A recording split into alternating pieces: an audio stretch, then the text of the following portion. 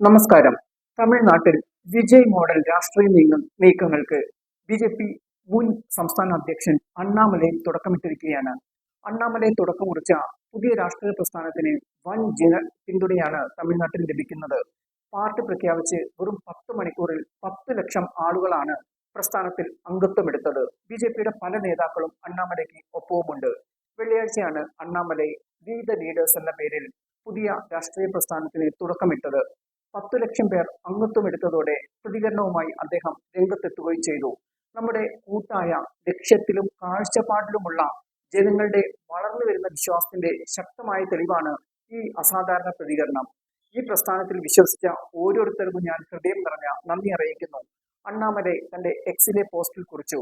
ബി.ജെ.പിയുടെ മുൻ സംസ്ഥാന പ്രസിഡന്റായിരുന്ന അണ്ണാമലൈ തമിഴ്നാട്ടിൽ ഒരു രാഷ്ട്രീയ ശൂന്യതയുണ്ടെന്നും പരമ്പരാഗത ദ്രാവിഡ പാർട്ടികളായ DMK, AIDMK എന്നിവയുടെ വോട്ടർമാർക്ക് താല്പര്യം കുറഞ്ഞു വരികയാണെന്നും തമിഴ് അഭിമാനം, ഭരണം, വിശാലമായ പ്രത്യയശാസ്ത്രം എന്നിവയുള്ള ഒരു പുതിയ രാഷ്ട്രീയ ശക്തി വിജയിക്കുമെന്നും വാദിച്ചിരുന്നു.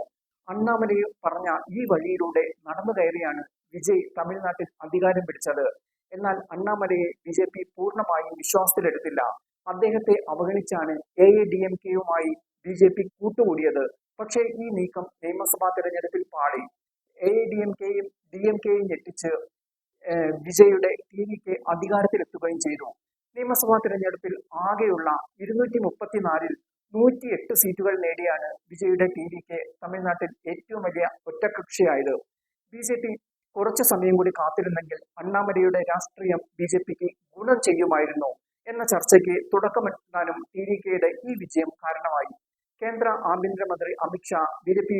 ദേശീയ അധ്യക്ഷൻ നിതിൻ നബീൻ, ദേശീയ ജനറൽ സെക്രട്ടറി BL സന്തോഷ് എന്നിവരുമായി അണ്ണാമലൈ കഴിഞ്ഞ ദിവസം കൂടിക്കാഴ്ച നടത്തിയിരുന്നു. ജൂൺ 2-നാണ് അണ്ണാമലൈ പാർട്ടി നേതൃത്വത്തിന് രാജിക്കത്ത് നൽകിയത്. ദേശീയ പാർട്ടികൾക്കൊരിക്കലും തമിഴ്നാട്ടിനെ മനസ്സിലായിട്ടില്ലെന്നാണ് അണ്ണാമലൈ തന്റെ രാജിക്കത്തിൽ പറഞ്ഞത്. തമിഴ്നാട്ടിലെ പാർട്ടി കാര്യങ്ങളിലും ദേശീയ നേതൃത്വം അവരോട് ഇടപെട്ട രീതിയിലും അണ്ണാമലൈ അതൃപ്തനായിരുന്നു എന്നതിന്റെ വ്യക്തമായ സൂചനയാണ് ഈ വാക്കുകൾ.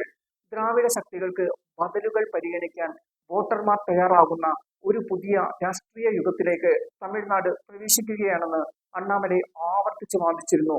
വിജയ്ക്ക് ശേഷം അണ്ണാമലൈ ആകുമോ എന്നാണ് ഇപ്പോൾ രാഷ്ട്രീയ കേന്ദ്രങ്ങൾ ഉറ്റുനോക്കുന്നത്.